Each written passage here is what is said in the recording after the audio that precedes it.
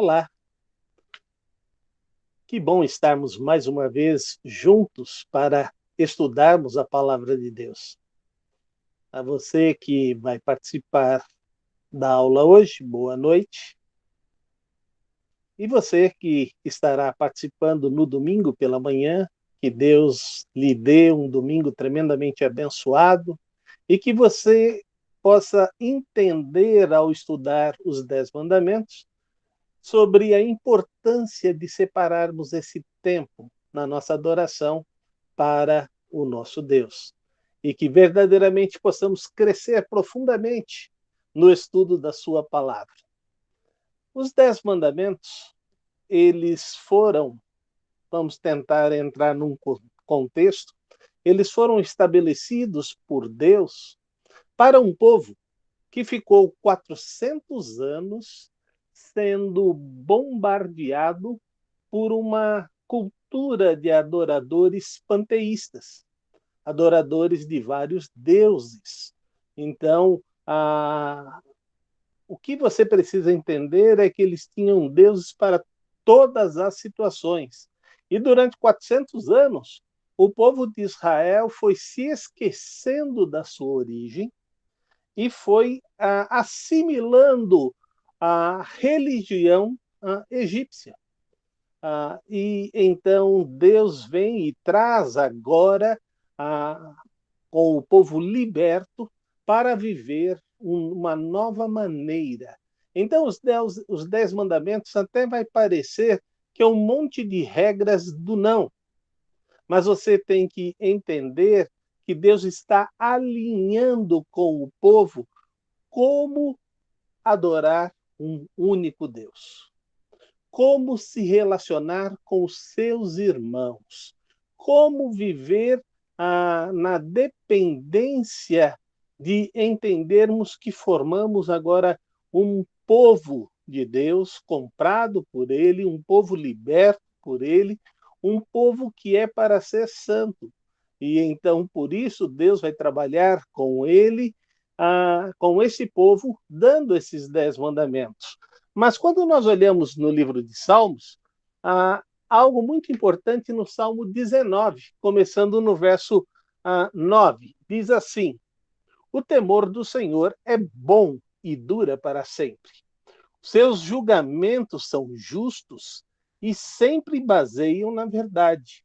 Os seus ensinos são mais preciosos do que o ouro, até mesmo do que muito ouro fino.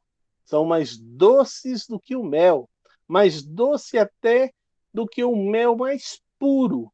O Senhor e os teus ensinamentos dão sabedoria. Senhor, os teus ensinamentos dão sabedoria a mim, teu servo, e sou recompensado quando lhe obedeço.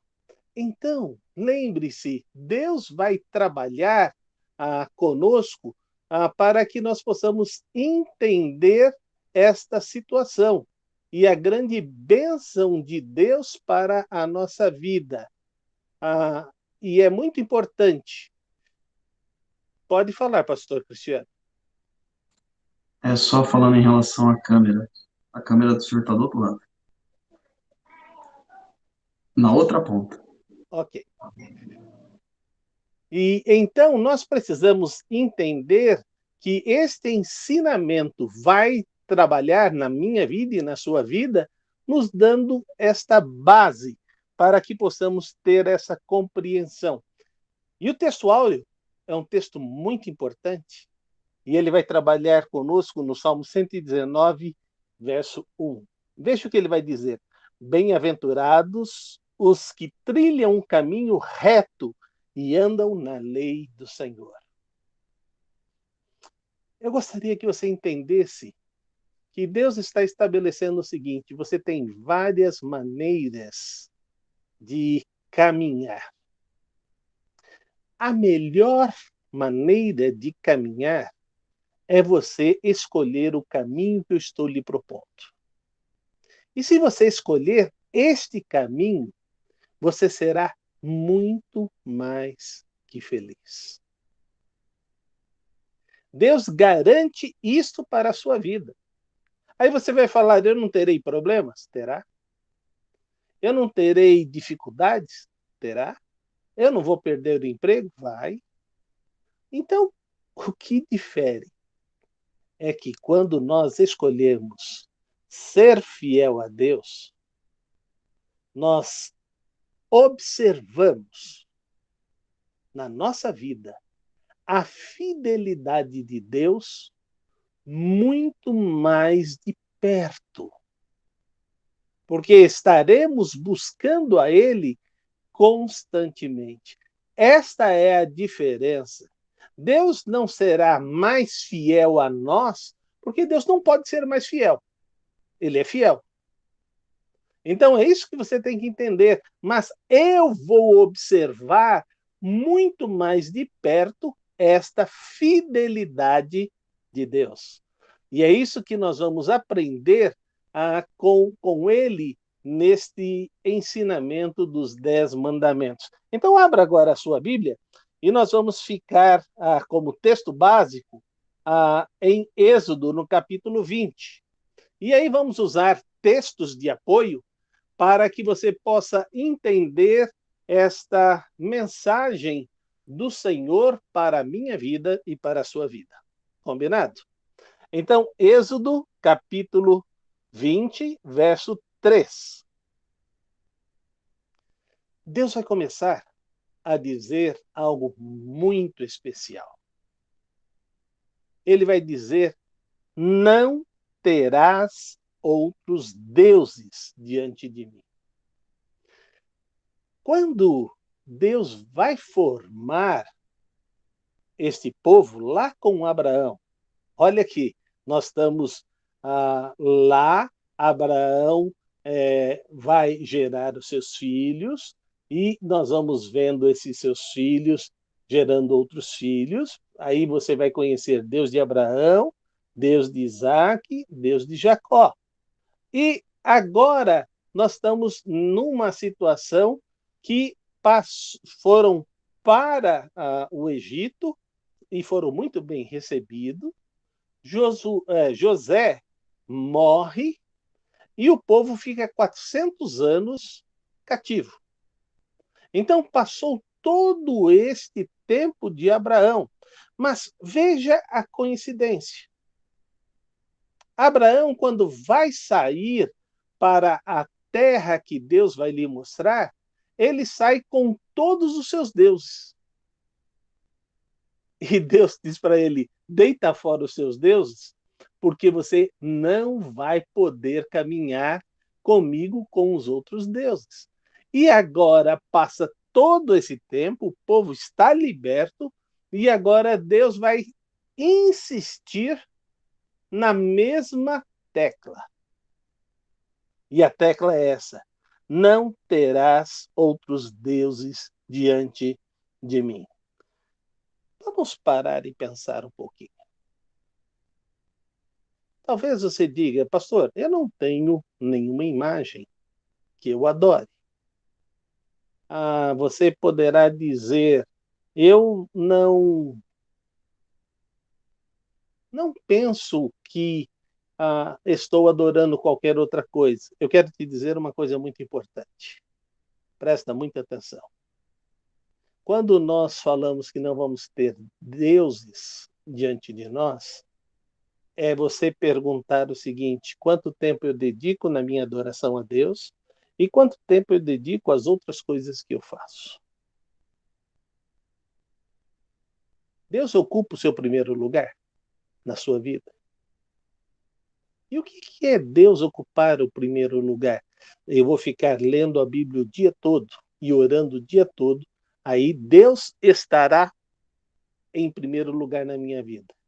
Então eu posso dizer que rara as pessoas que conseguem fazer isto.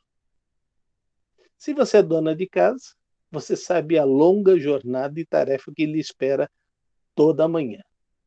Se você é um profissional liberal, você sabe que não terá salário se você não fizer as coisas que você precisa fazer. Se você é um contratado de uma empresa, ela espera que você dedique 8 horas ou 6 horas à empresa e que você produza o que ela está lhe pagando com muitos dividendos. Então é muito importante que você tenha em mente isto. Esse é o tempo do dia a dia. Mas o seu tempo livre. Ah, pastor, eu não tenho tempo livre. Você tem tempo livre. Só que nesse tempo livre você fez opções por ocupá-lo com outras coisas. E muitas vezes nós não só ocupamos o nosso tempo com coisas, como ocupamos a agenda dos nossos filhos com muitas coisas. E de vez em quando a gente tem que chegar para alguns pais e perguntar: na agenda do seu filho tem brincar? Porque o filho vai para a aula, alguns é quase que período integral, manhã e tarde na escola, e quando volta para casa tem os deveres que tem que ser feito, ou ele vai fazer um outro curso em inglês ou um esporte e ocupa mais intensamente a vida do filho e ele só sobra o tempo de chegar em casa, deitar e dormir.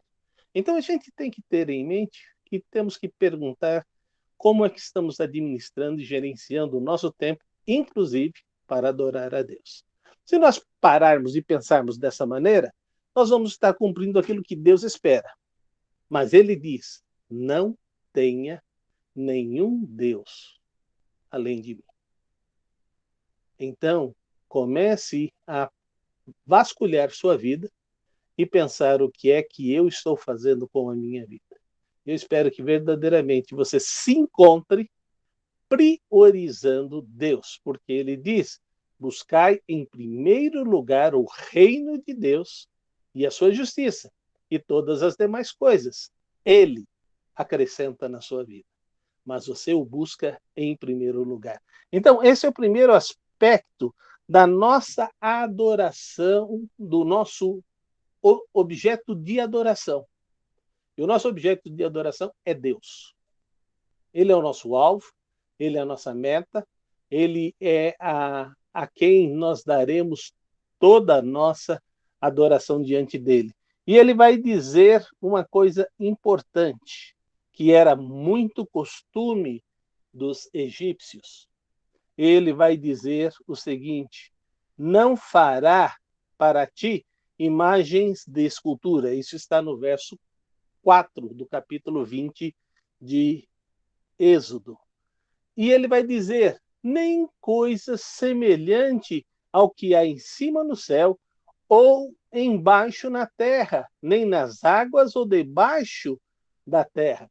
Então, Deus está sendo claro em dizer: não adore e não façam imagens para esta adoração.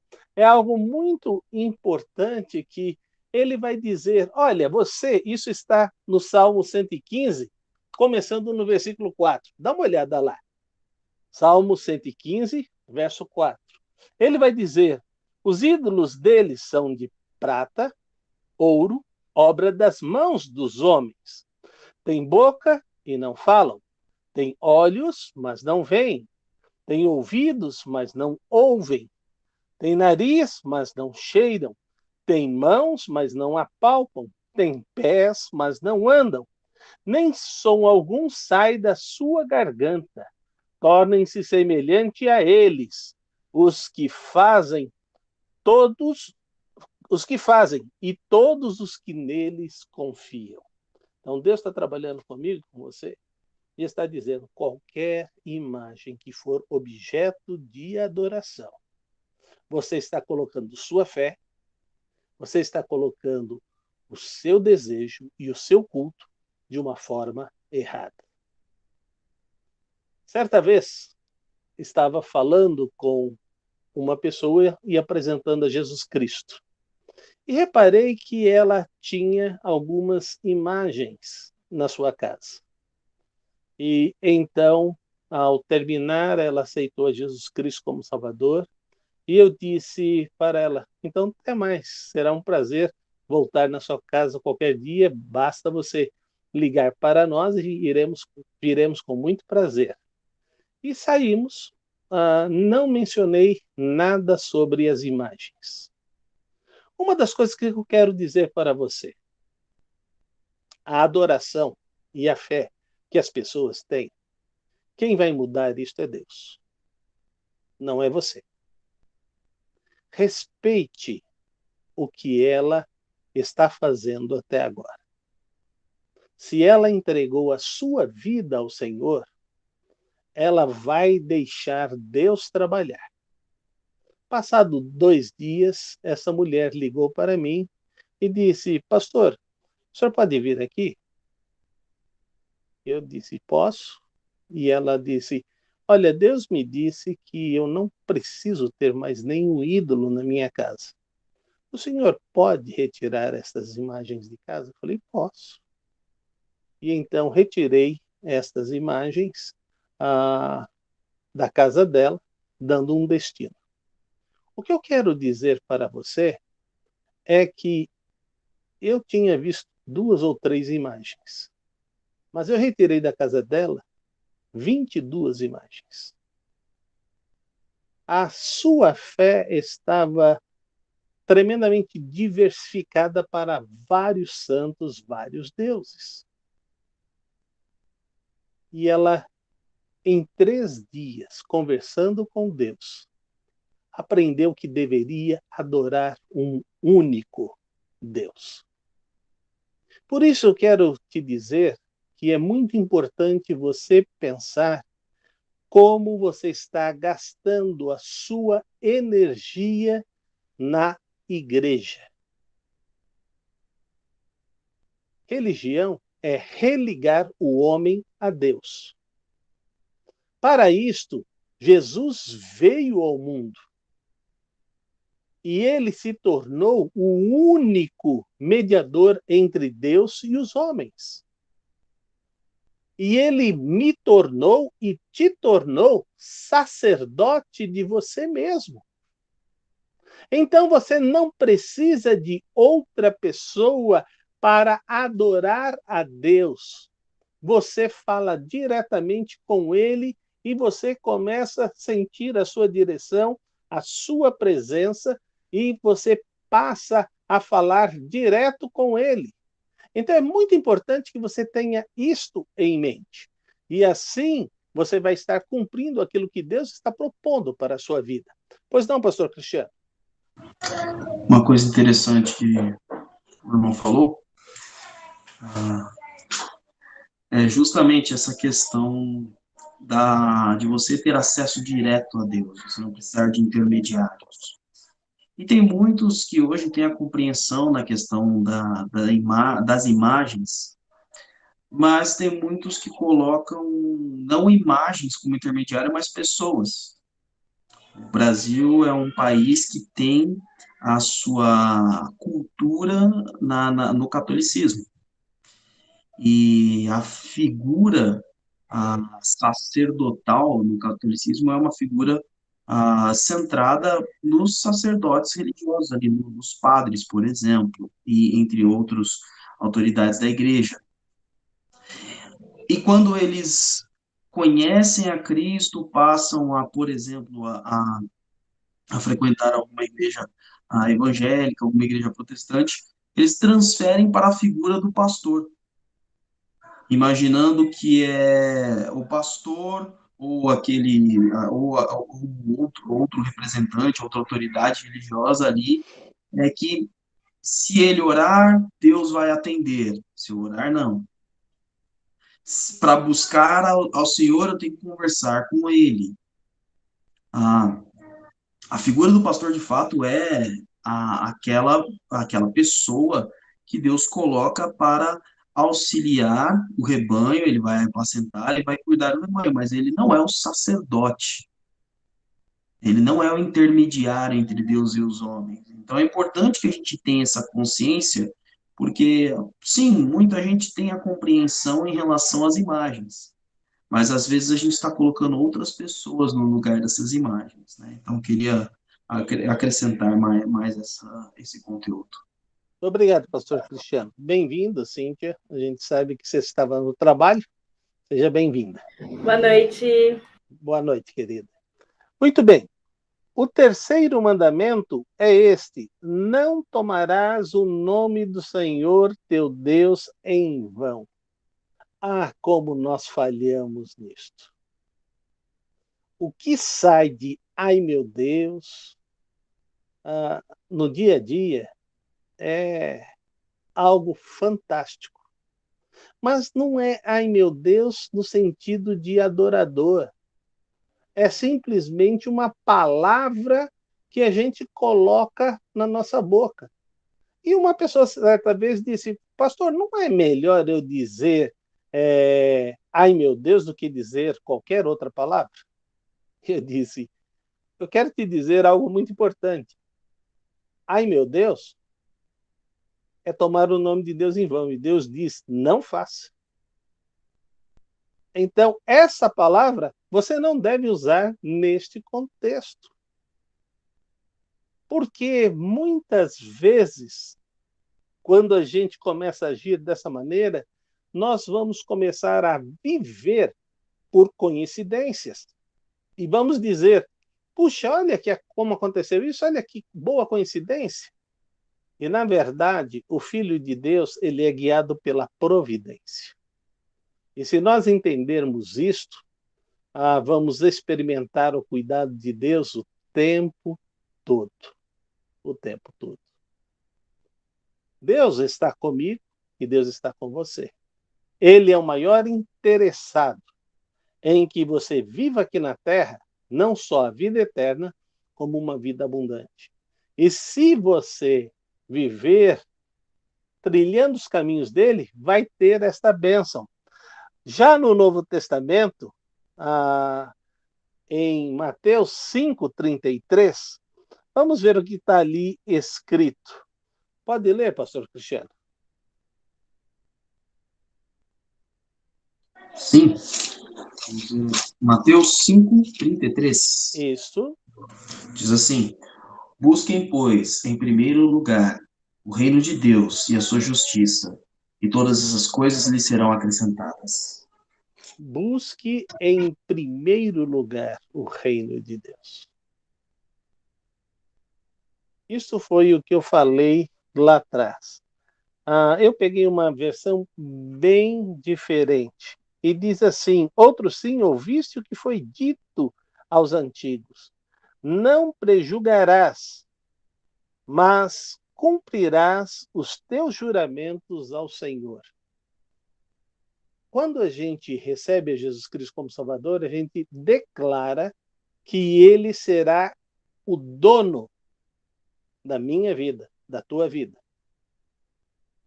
Isso significa que nós deveríamos usar a nossa vida segundo a aprovação de Deus. Há um livro muito famoso que diz assim: em seus passos, o que faria Jesus? É estar perguntando constantemente ao nosso Deus se ele estaria agindo como eu estou agindo. Isso vai ser uma coisa tão marcante na sua vida que você vai chegar num momento e vai dizer: Senhor, muito obrigado pela maneira como o Senhor faz eu caminhar na tua presença. E esta é a grande bênção de Deus. O quarto mandamento, Deus vai trabalhar conosco sobre lembra-te do dia do sábado. Isso está em Êxodo, capítulo 20, versículos de 8 a 11. Você pode ler, Cíntia, por favor?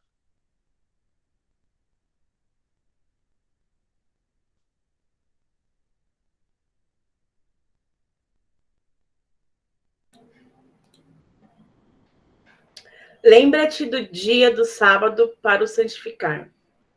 6 dias trabalharás e farás toda a tua obra, mas o 7º dia é o sábado do Senhor teu Deus. Não farás nenhuma obra, nem tu, nem teu filho, nem tua filha, nem o teu servo, nem a tua serva, nem o teu animal, nem o teu estrangeiro que está dentro das tuas portas. É até que número? Até o 11. Porque em 6 dias fez o Senhor os céus e a terra, o mar e tudo o que neles há. E o 7º dia descansou. Portanto, abençoou o Senhor o dia do sábado e o santificou. Isto tem sido seguido rigorosamente por, pelo menos, o judeu ortodoxo. Os demais pegam esta regra para algumas coisas, né? Mas o que Deus está trabalhando aqui era sobre um tempo de. É só você calcular. Deus queria tanto que eles dependessem de Deus, que na sexta-feira Deus mandava no deserto porção dobrada. E eles cozinhavam tudo isso na sexta-feira, comiam na sexta-feira e o que sobrava para o sábado, eles comiam no sábado, mas não eram para fazer o trabalho de cozimento de comida. Era para fazer uma porção dobrada na sexta para o sábado, porque Deus queria que no sábado essas pessoas tivessem tempo para conversar sobre Deus, pensar sobre Deus, trabalhar para Deus. Esse era o objetivo de Deus. Só que isto virou uma regra tão rígida no tempo de Jesus, que Jesus vai dar agora uma nova reinterpretação. E isso está registrado em Lucas, no capítulo 13, começando no versículo 14 até o verso 16. Vamos ver o que Jesus nos ensina no Novo Testamento sobre a guarda do sábado. Pastor Cristiano, por favor. Lucas 13, de 14 a 16. Só fazendo uma correção, a versão, quando eu fiz a primeira leitura, o pastor pediu que lesse Mateus 5:33. Eu li Mateus 6:33, por isso que estava tão diferente assim. E aí depois o senhor releu no texto, na referência correta. Então, por isso que saiu tão diferente. O meu Então, tá texto que eu li quanto o dele. Agora, Lucas 13, do 14 ao 16, correto? Isso. Indignado porque Jesus havia curado no sábado, o dirigente da sinagoga disse ao povo: há 6 dias que se deve trabalhar, venham para ser curados nesses dias e não no sábado. O Senhor lhe respondeu: hipócritas, cada um de vocês não desamarra no sábado o seu boi ou o seu jumento do estábulo e leva dali para dar-lhe água? Então, esta mulher, uma filha de Abraão, a quem Satanás mantinha presa por 18 longos anos, não deveria, no dia de sábado, ser libertada daquilo que aprendia? Jesus está dizendo que o propósito de guardar o sábado era para fazer o bem.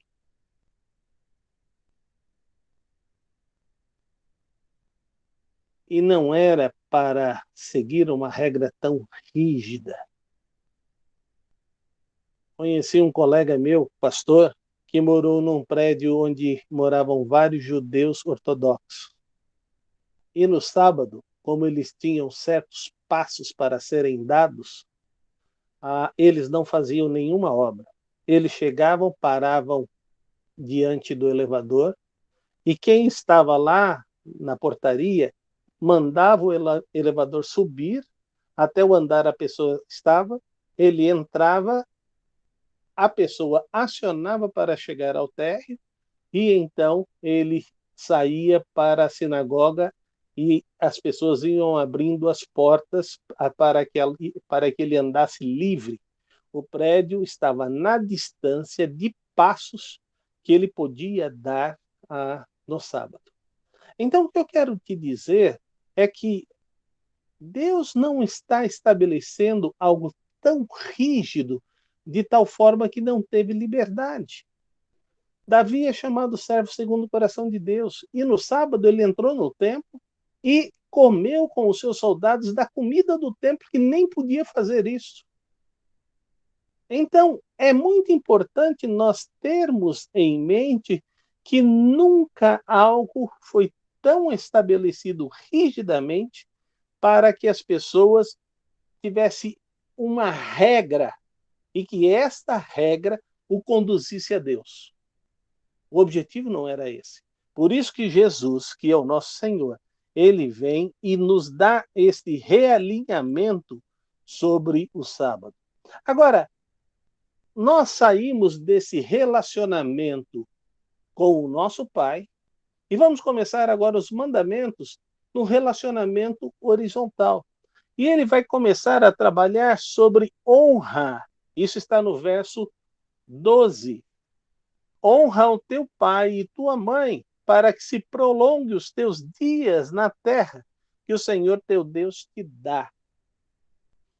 Deus está trabalhando comigo e com você e está fazendo uma pergunta: o quanto você honra a seus pais? Interessante. Vou compartilhar com vocês o que aconteceu essa semana. A Emilce tem torcido o joelho dela e eu estou com uma inflamação, tanto na coluna quanto nos joelhos. E caminhar, para mim, gera muitas dores. E eu estou tomando remédio, fazendo massagens, fazendo um repouso que só dessa forma vai desinflamar. E então eu pedi para o Cristiano. Falei, Cristiano, eu preciso de algumas coisas aqui em casa, você pode passar no mercado para mim? E ele disse, pois não, pai, passo sim. E ele foi lá e fez essa compra. E então eu disse para ele, filho, eu amanhã acerto com você. E aí fiz a transferência do dinheiro para ele e mandei o comprovante. Aí ele disse, muito obrigado, pai. E eu disse, obrigado não, eu que tenho que dizer obrigado, você que fez tudo para mim, né? E ele disse, é um prazer servi-lo. Você como filho tem que entender, mesmo não estando mais na casa dos seus pais, que honra é para o resto da vida. Eu tenho os meus pais estão com 94 e 95 anos, e eu os honro agora, tendo 62 anos. Mês de janeiro, eu e a minha esposa separamos o mês inteiro para cuidar dos meus pais. Então, você tem que aprender que honrar a seus pais é um privilégio. Mas Deus acrescenta neste privilégio algo muito maior. E ele vai dizer isto agora em Efésios, no capítulo 6, verso 2. Efésios 6, 2. E ele vai dizer, honra teu pai e tua mãe, que é o primeiro mandamento com promessa. Sabe qual é essa promessa? Ele diz que se você honrar o seu pai, os seus dias serão aumentados. Mas se você não honrar, os seus dias serão diminuídos. O que você espera ter na sua vida? Uma vida curta ou uma vida longa e abençoada? A escolha é sua. É interessante a fase da vida das crianças. Primeira fase, o pai é o super-herói. Ele consegue tudo, ele faz tudo, ele é a pessoa mais admirada pelo filho. Depois, quando ele chega aí perto da adolescência, meu pai é um careta, não sabe nada. Quem sabe é o meu amigo tal, o meu colega tal, o meu influenciador digital tal. Ele é que sabe. Depois, aos 20 anos, como é difícil conversar com meu pai.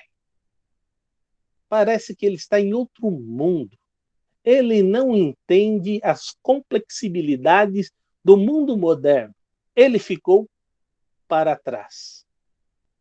aos 40, quando os filhos começam a passar por problemas semelhantes, ele começa a dizer: olha, meu pai entendia algumas coisas.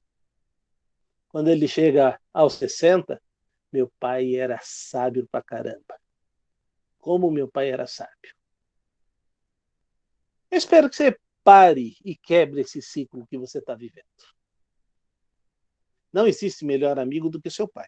É bem verdade que o pai que teme é o Senhor, porque tem alguns crápulas que estão dentro dos lares que não merecem ser chamado de pai. Pai não é só quem fecundou uma mulher. Pai é aquele que cria e instrui o seu filho, falando para ele: faça o que eu faço. Viva da melhor forma possível. Respeite a todos. Se seu pai não fala dessa maneira, então procure um modelo melhor para seguir. A palavra de Deus está coberta de orientações. Mas eu quero te dizer, mesmo que seu pai seja esse crápula, na hora que ele depender de você, é tua responsabilidade honrá-lo. Não imitá-lo, não segui-lo, mas honrá-lo. E talvez você tenha que vir, em algum momento da vida, a cuidar dele.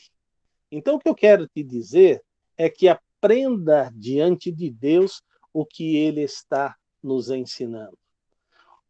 O próximo mandamento, que será o 6º mandamento, diz simplesmente assim: não matarás. Só que você tem que entender que isto foi agravado no tempo que nós vivemos.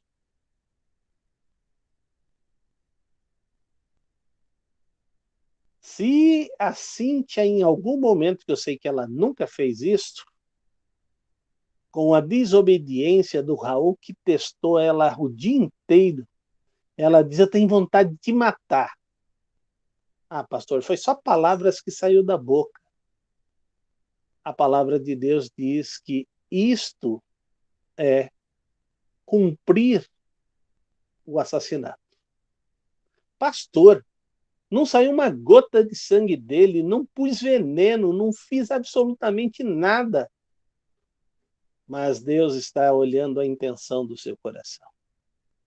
Então é muito importante que você tenha em mente qual é a intenção. E a intenção do coração vai servir para várias outras coisas e vários outros mandamentos que vai vir à frente. Então é muito importante que você lembre-se que você está no tempo da graça. No tempo da lei, era: você tem que matar.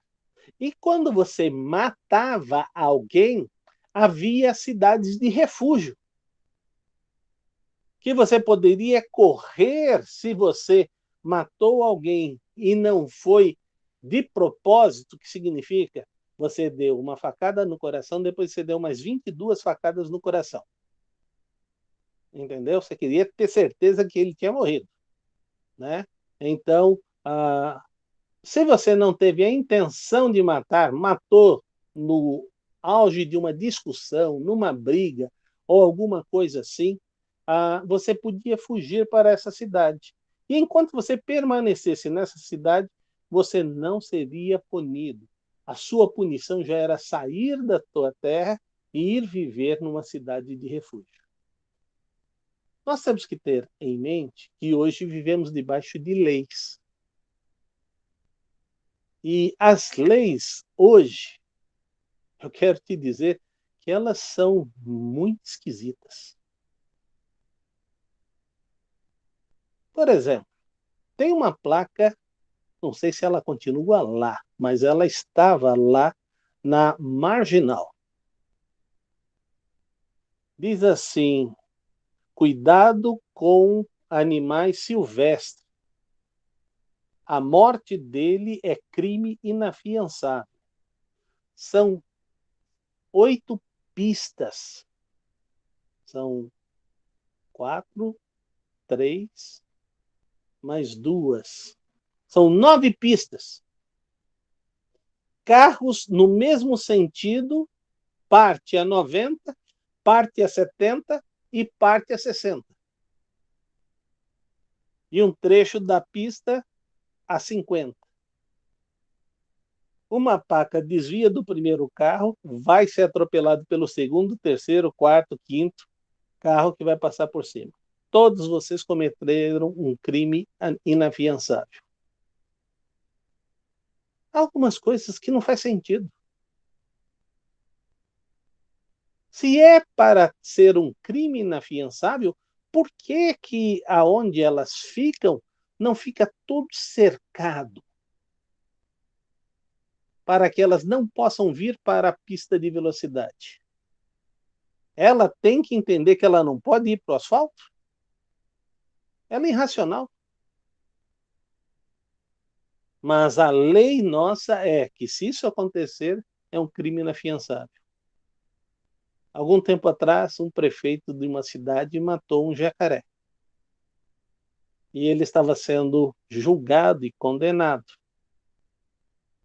Mas esse jacaré tinha matado 2 crianças da cidade. O jacaré pode comer as crianças, mas você não pode defender as crianças matando o jacaré. Nós temos que pensar que a maior vida é a nossa vida. Deus deu valor a ela. E os outros devem também ser preservados. Eu não estou incentivando a matar nada. Eu estou dizendo que a nossa vida, que Deus disse, façamos o homem à nossa imagem e semelhança, não pode estar abaixo dos animais. Essa lei é injusta e é perversa. Tem gente matando e ficando 4 anos na cadeia. E aí, por bom comportamento, sai com 2. Nós temos que ter em mente que Deus está trabalhando na nossa vida e está nos dando uma direção e sabedoria para vivermos dependentes dele. E se nós entendermos isto, vamos compreender. Quando nós vamos em Romanos 13, verso 9, vai dizer, com efeito, não adulterarás, não matarás, não furtarás, não darás falso testemunho, não cobiçarás. Se há um outro mandamento, tudo nesta palavra se resume. Amarás o teu próximo como a ti mesmo. Eu quero que você entenda que o princípio maior é amar o teu próximo. Se eu amo a pessoa que está próxima de mim, eu não quero lhe fazer mal. E isto é muito importante. E se eu entender isto, eu vou começar a mudar a minha postura. Eu vou ser aquele que dou um boi para não entrar numa briga e dou uma boiada para ficar fora desta briga. Eu sei que você pensou no outro ditado popular, né? Eu dou um boi para não entrar numa briga, mas dou uma boiada para não sair da briga. O que eu quero é que você entenda que no faroeste tinha um ditado. Se você vai buscar a vingança, cabe 2 sepulturas. Uma para quem você vai matar e outra para você, pois você será morto. Então é muito importante que você tenha em mente isto. O 7º mandamento, Deus vai trabalhar sobre o adultério.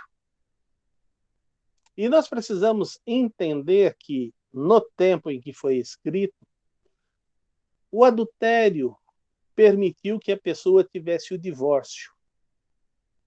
Mas Deus diz que Moisés determinou o divórcio por causa da dureza do coração. Eu não sei como você está vivendo, mas o princípio, quando você se casou, não foi esse. O princípio, você disse que amaria na tristeza, na alegria, na riqueza, na pobreza, na saúde e na enfermidade.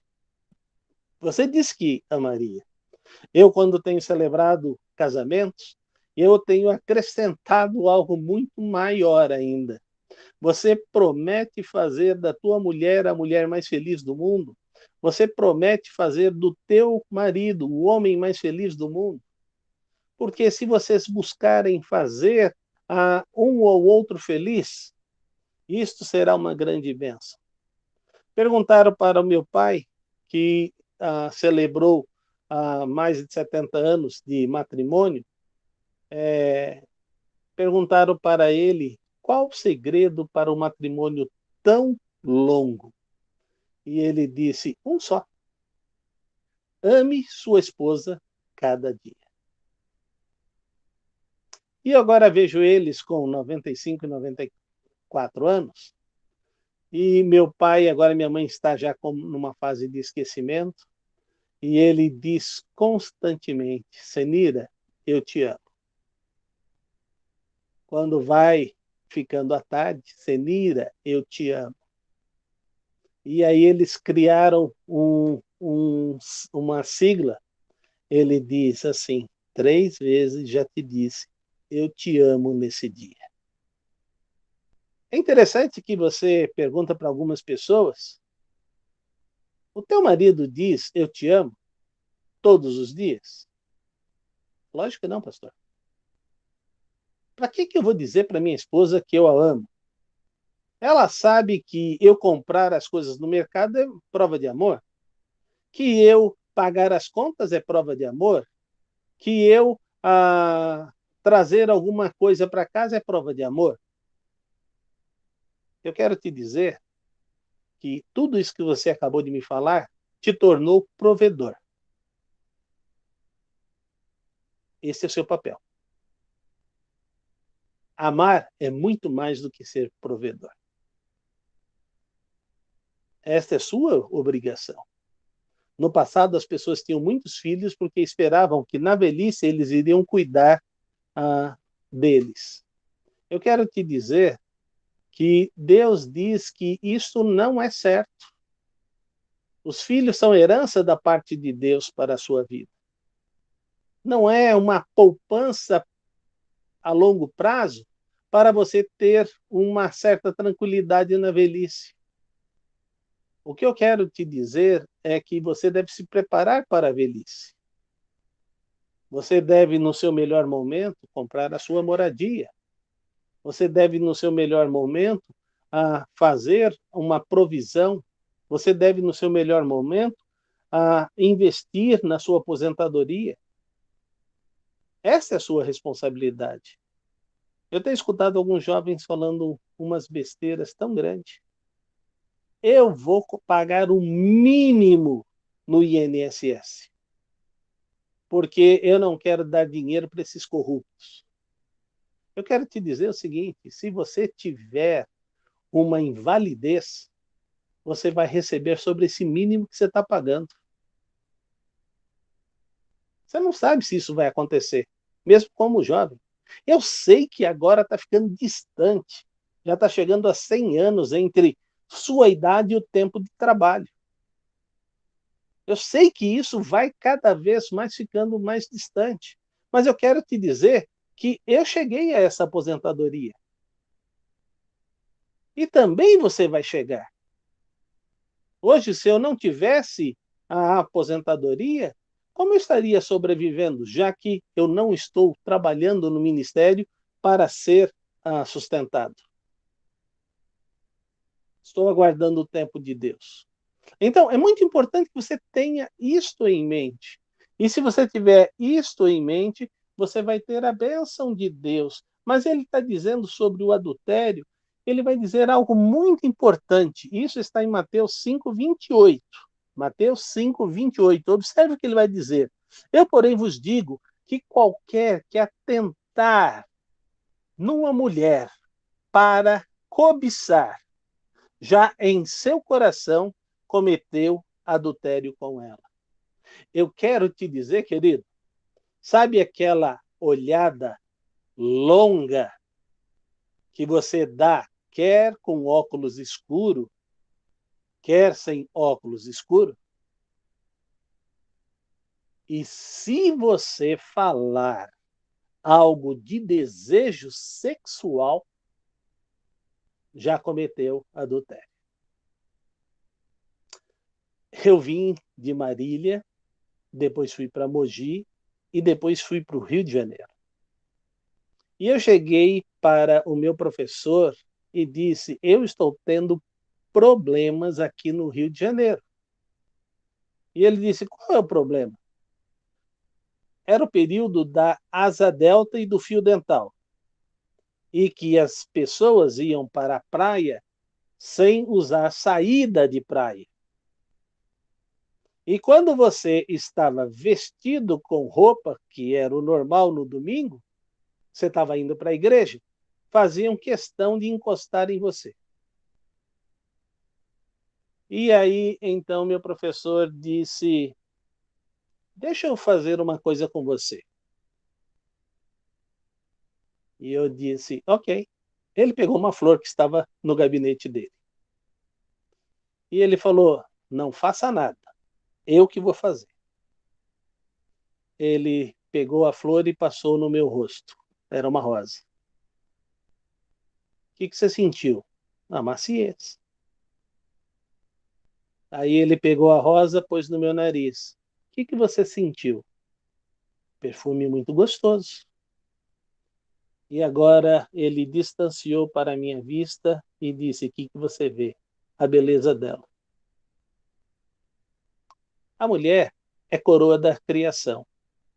Enquanto você conseguir olhar para uma mulher e dizer louvado seja Deus pela beleza da mulher, você não está cometendo adultério. Mas se você desejar ter ela na sua vida, isto é adultério. Você não precisa deitar com ela, você não precisa sair com ela, e você já cometeu adultério. Então é muito importante você entender que Deus estabeleceu isto e que você precisa nortear a sua vida. Estava um dia no carro de um diácono no Rio de Janeiro. O diácono esqueceu que eu estava no carro. E ele passou por uma menina e disse: gostosa! Aí ele olhou do lado e me viu. E aí eu virei para ele: o que será que estão dizendo da sua filha?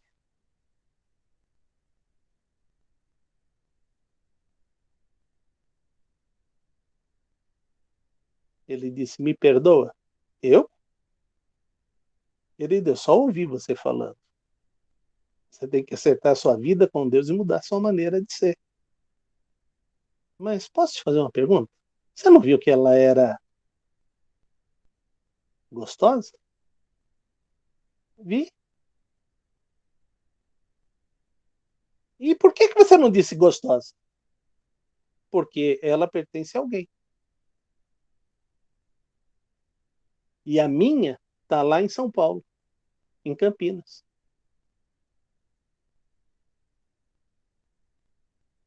Obrigado pela lição. A sua está na sua casa. E eu acredito que quando você casou com ela 30 anos atrás, ela era assim, né? Bonita, jovem. Agora a idade chegou. Mas olha para você no espelho. A idade também chegou para você. Então, cuidado com o que você vai fazer com a sua vida. E se nós entendermos isso, não vamos estar caindo nessa situação. Mas Deus trabalha também no 8º mandamento, dizendo: não furtarás. E eu quero te dizer uma coisa. Você vai falar: pastor, você ficou louco. Você foi roubado. E eu não estou preocupado com o ladrão que te roubou.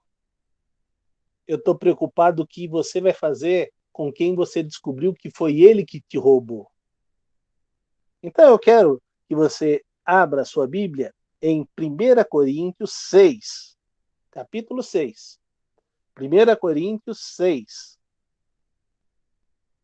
de 5 a 9. Pastor Cristiano, leia, por favor. 1 Coríntios 6, de 5 a 9. Está escrito assim: Digo isso para envergonhá-los. Acaso não há entre vocês alguém suficientemente sábio para julgar uma causa entre irmãos? Mas, ao invés disso, um irmão vai ao tribunal contra outro irmão, e isso diante de descrentes. O fato de haver litígios entre vocês já significa uma completa derrota. Por que não preferem sofrer a injustiça? Por que não preferem sofrer o prejuízo? Em vez disso, vocês mesmos causam injustiças e prejuízos, e isso contra irmãos. Vocês não sabem que os perversos não herdarão o reino de Deus? Não se deixem enganar, nem imorais, nem idólatras, nem adúlteros, nem homossexuais, passivos ou ativos, nem ladrões, nem avarentos, nem alcoólatras, nem caluniadores, nem trapaceiros herdarão o reino de Deus. Era até qual? Aí, Ah, tá. para e pensa um pouquinho. Você foi roubado e você quer justiça. E você vai entrar numa causa contra essa pessoa que, por acaso, é seu irmão de igreja. Foi ele que te roubou.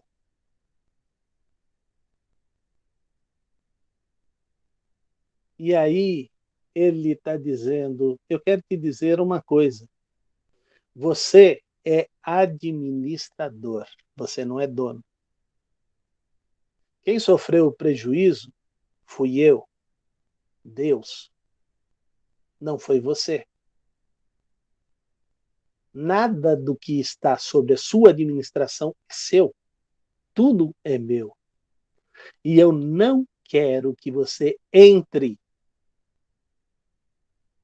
em disputa contra ele. Sofra o prejuízo. Sofra o prejuízo. Para que meu nome não venha a ser blasfemado. Como é triste essa situação. Mas você vai dizer assim, pastor, eu sou roubado e ainda eu tenho que me conformar com o roubo? É difícil isso. Eu sei que é difícil isso. Mas é um padrão que Deus está colocando quando você sofre na mão de pessoas. Não é você que vai fazer a demanda judicial. Você pode até se defender da demanda judicial, mas você não pode iniciá-la. Então é muito importante que você tenha isto em mente. Deus está dizendo, na igreja deveria ter pessoas com sabedoria para chamar os irmãos e dizer, vamos entrar num consenso. Deus não quer que você defraude ao seu irmão. E você tem que ter paciência para que ele receba. Quando Deus conta uma ilustração, ele diz que o Senhor perdoou o seu servo, que devia milhões para ele. E ele foi e saiu feliz da presença do seu servo, mas encontrou o seu conservo que lhe devia algo assim na faixa de R$100. E ele mandou para a cadeia esse conservo. Ele foi perdoado de milhões, mas mandou para a cadeia esse conservo. Quando o Senhor soube, ele retirou o perdão e mandou este servo também para a cadeia. Eu quero te dizer que Deus é que vai trazer a justiça. Coloque na mão dele e aguarde o seu agir, mas você não é dono, você é mordomo. Pois não, pastor Cristiano? Eu queria destacar esse conceito que o irmão trouxe. Eu achei muito interessante a questão justamente da gente observar. A gente briga tanto por coisas que a gente usa justamente essa expressão, por coisas que nós conquistamos. E a grande verdade, quando o senhor traz a memória, o princípio da mordomia, é que a gente não conquistou nada. E aí você pode dizer, mas como não? Eu batalhei, Eu trabalhei. Quem abriu a porta do trabalho para você? E aí você pode até argumentar, não, não tem nada de sobrenatural nisso, fui indicado, minha competência. Tá bom, então vamos ainda tirar esse ponto. Eu discordo, mas vamos tirar esse ponto. Quem te deu saúde para trabalhar? Quem te deu as condições para você trabalhar? Então, a gente tem que entender que quando ah, nós já aprendemos que é Deus que é responsável por todas as coisas, que é Deus que nos abençoa de todas as formas e que é dele todas as coisas na face da terra, ah, que também quando nós perdemos estas coisas, a gente continua falando como Jó disse: Deus deu, Deus tirou, louvado seja o nome do Senhor. Uhum. E aí a gente vai aprender a não sofrer também tanto por conta das perdas. Ok, não era meu. Enquanto Deus me deu, eu cuidei bem. Cuidei bem da casa, do carro, do recurso financeiro, de qualquer outra coisa que tinha à minha mão, da empresa, cuidei bem. Agora Deus tomou, porque era o tempo dele tomar, e louvado seja Deus por isso. É muito curioso, eu espero que vocês que estejam acompanhando a aula estejam percebendo isso, que não se trata de um código de leis para serem seguidos por serem seguidos. Mas é o que o pastor trouxe logo no começo, trata-se da forma de Deus cuidar dos seus filhos. Então, por exemplo, quando você tem esse princípio em mente, você já consegue desenvolver a questão da humildade, a questão do desapego às coisas que vêm e vão na vida. E com grandes oportunidades, inclusive, para ter recomeços cada vez melhores. Então, era isso que eu queria acrescentar. Obrigado, pastor. O 9º mandamento: não dirás falso testemunho. Como isto acontece nos dias de hoje? Tem pessoas que dizem uma coisa para você e logo depois está dizendo outras coisas para os outros que você disse. É o famoso leve e trás. Tem até um novo nome. Mas isso na Bíblia chama não dirás falso testemunho. O que tem de testemunha sendo comprada, e comprada por coisas baratas. Recentemente, agora nessas enchentes que está dando, foi trazido que numa das cidades o prefeito está estocando coisas para usar no tempo da eleição. Gente, recebeu de doação. Era para dar para quem está carente, quem não tem nada. E eu vou guardar para trocar por votos? Isso já é crime. Agora, antes, premeditar o crime deveria caçar a sua indicação. Mas isso vai acontecer? Vai nada. Então, nós temos que ter em mente que Deus está trabalhando conosco, mas olha o que vai dizer em Tito, no capítulo 3, verso 2, que ninguém infame, nem seja contencioso, mas modesto, mostrando toda mansidão para com todos os homens. Quantas pessoas praticam crimes? E o crime que mais me vem à mente foi uma briga de uma torcida contra a torcida do Palmeiras. E pegaram um jovem e começaram a bater. E a cena mais cruel foi o cara pegar um mastro, um pedaço de pau, e dar na cabeça de quem já estava desacordado no chão. E quando ele foi julgado, o juiz perguntou: por que que você fez isto? O que ele te fez? E ele disse: eu estava fora de mim e eu nem conheci esse jovem que eu matei. Mas era rival da minha torcida.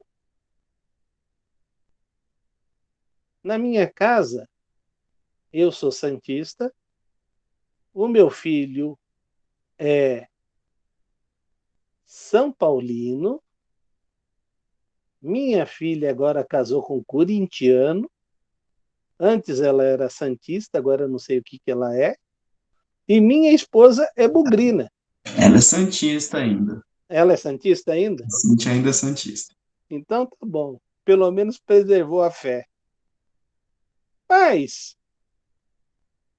só é motivo de fazer piada quando o time vai mal. Fora disto, não passa disto. Porque torcer para o Santos, torcer para o São Paulo, torcer para o Corinthians, torcer para o Palmeiras, gente, é esporte. Não é campo de batalha. Eu não posso usar uma coisa que eu gosto para inflamar uma contenda contra uma outra pessoa. Não faz sentido. Não faz sentido, isso não é inteligente. Então, querido, não se junte ao grupo que planejou fazer mal. A polícia tem descoberto encontros para batalha, para se machucarem, enquanto os jogadores vão lá para o campo, jogam, ganhando ou perdendo, um abraça o outro, e você foi para o cemitério, você matou alguém e não ganhou absolutamente nada. Então, tome cuidado, por isso ele diz para nós, cuidado com as coisas que as pessoas vão colocando na sua cabeça, dizendo, isto deve ser feito. Parece até que é Satanás trabalhando. Porque Satanás, ele não disse faça, ele diz, você tem direito. E você vai acreditando no seu direito e daqui a pouco você está praticando isto que antes você abominava. O último mandamento, que é o 10º, já passamos do nosso horário, 8 minutos. O último mandamento diz: não cobiçarás. E aí ele vai dizer: não cobiçarás a casa, não cobiçarás a mulher, não cobiçarás o servo, a serva, o boi, o jumento, nem coisa alguma do teu próximo.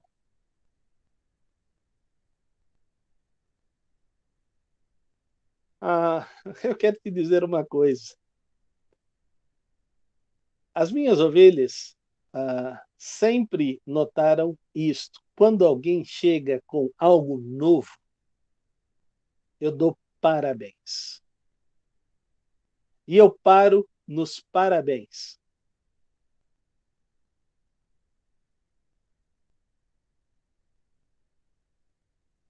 Isso é tão importante.